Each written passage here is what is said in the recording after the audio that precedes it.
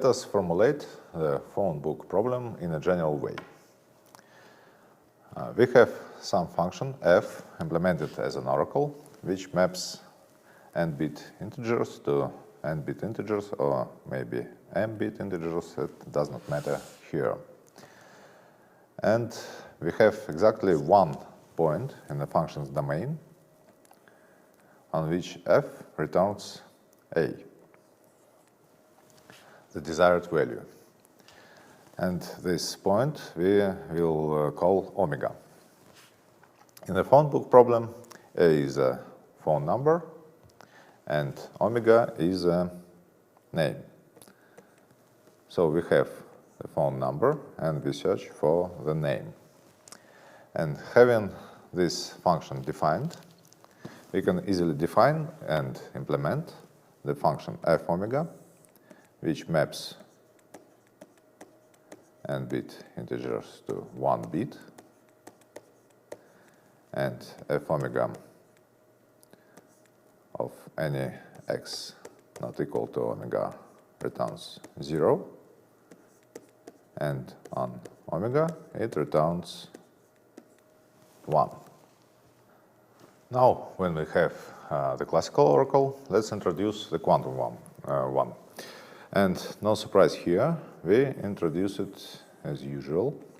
Here the register X holds n qubits, and the Y register holds only 1 qubit.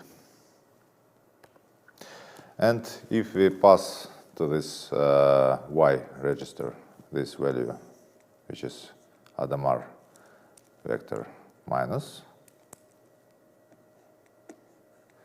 we get this expression as usual. So we have this minus 1 in the power f of x here. And if we can define the projection of the UF operator on the subspace of the argument. So we are going to consider only this projection. This projection.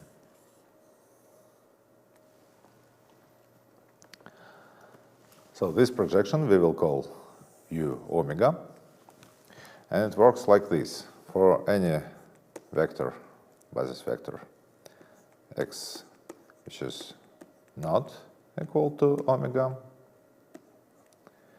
U omega acts like identity on this vector. And for vector omega, it acts like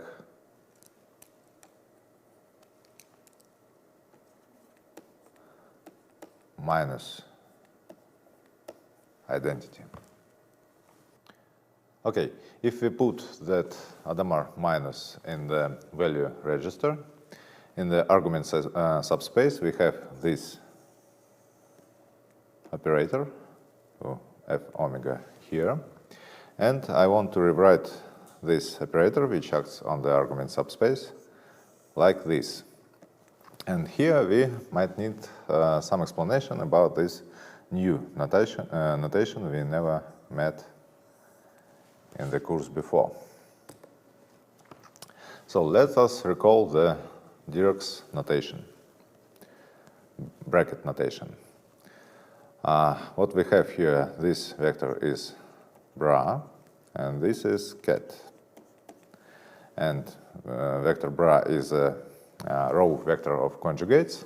So, for example, if we have vector x bra, it is a row vector with its components organized in a row with, and not its components, but the conjugates.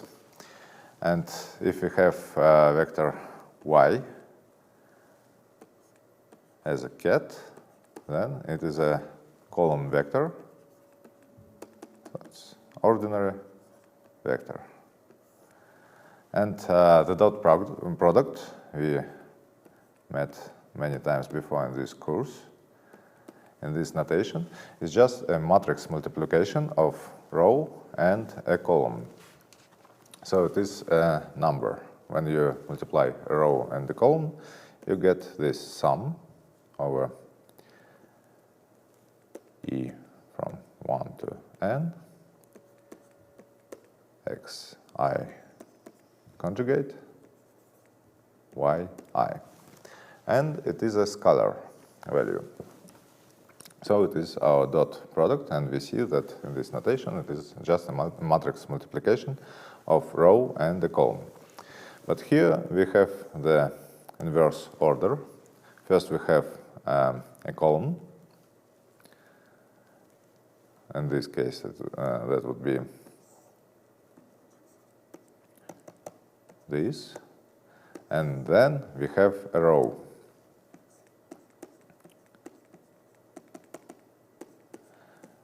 And again, if we employ matrix multiplication, column on a row gives us a matrix. And the matrix, it is a square matrix in this case, because n here and here, can be used as an operator in this space. So we can act by this matrix on some other column vector, for example, z. All the matrices here commute. So instead of writing computing this matrix here, we can write this vector z right here. And instead of computing the matrix, this matrix, we can first compute this product, which is a dot product of x and z. This would be a scalar value. And then multiply this value on this vector, which is just a multiplication of a vector by a scalar. So this thing here is an operator, and on any vector x, this operator acts like this. So we compute the dot product, the scalar product of omega and x, and then multiply the vector omega by this scalar product. Now, with this exciting knowledge, we can return to our oracle. For any vector x which is not equal to omega, this oracle acts like this. So identity gives us just x minus 2 omega dot product with x, which is 0, because x is a basis vector and omega is a basis vector, and they are not equal to each other, so they are orthogonal, and we get an identity operator. And on omega, we have omega from here, then we have this 2 omega and dot product of omega and omega, which is 1, and we have omega minus 2 omega, which is minus omega. So minus identity. And we see that it is indeed our quantum oracle, the projection of the operator UF on the argument subspace. Now, any algorithm acts on some input data, and usually we have something like this: n zeros in the input register, 1 in the value register, and we apply Adamar to all of it. And after that, we get this.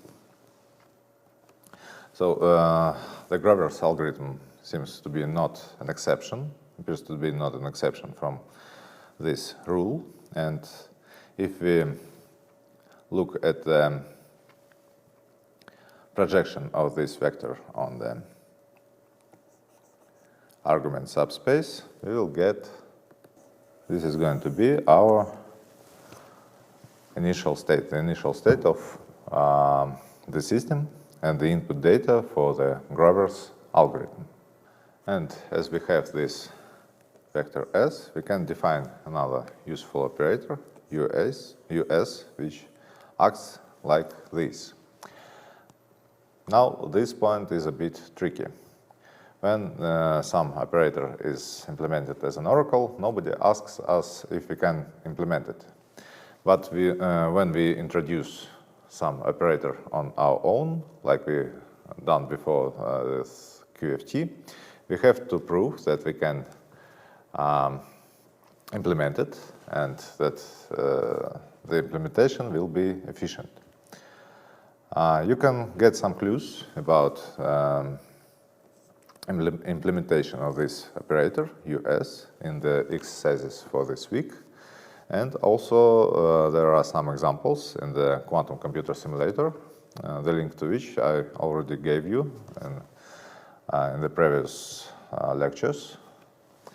So now we are not going to stop here on implementation of this US, and we proceed to the Grover's iteration. So each iteration of the Grover's algorithm looks like this. The initial state is S, then we apply U omega to S, and then we apply this operator US, and this is what we get after the first iteration. And after k iterations, we have something like this. So let's see what this iteration does to our initial state S in the system subspace of the argument.